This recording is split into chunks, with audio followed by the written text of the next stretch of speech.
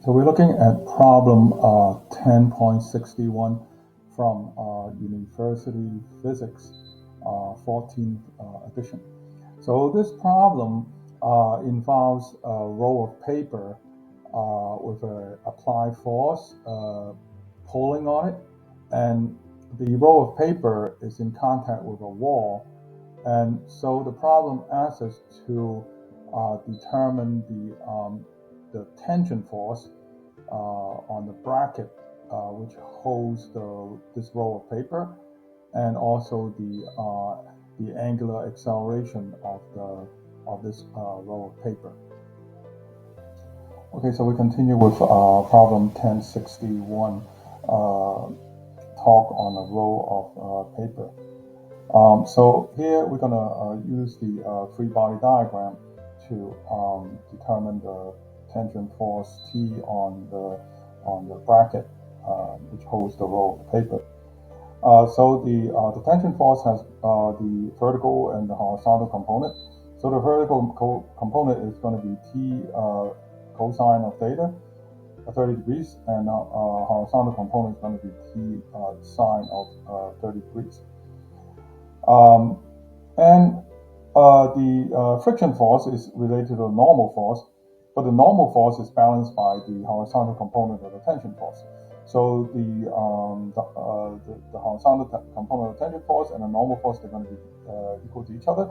And on top of that, the friction force depends on the normal force. So here's the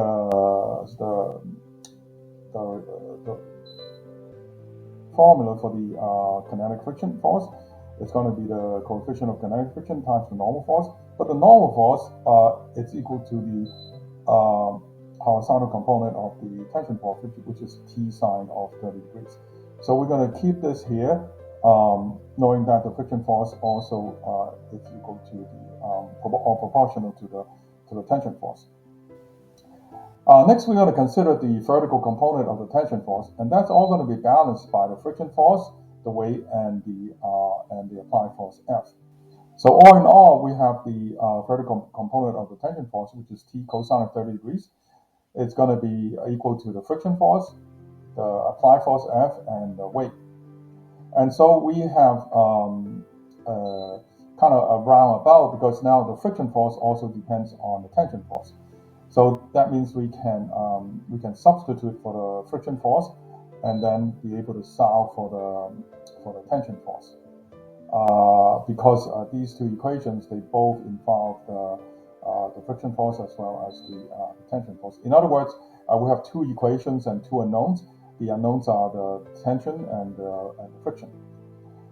So and these are the steps that involves in solving for the kinetic friction. And once we solve for the kinetic friction, we can go ahead and determine the tension force, which is in this case given by this large formula here with all the quantities. We have the 60 Newton applied force. The roll of paper is worth 16 kilograms, and that's just the friction. And we have again the applied force, and then the weight of the roll of paper. So calculating all these numbers on calculator, and you would get 292.6 Newton. You round it up to 3 digits, it's going to be 293 Newtons.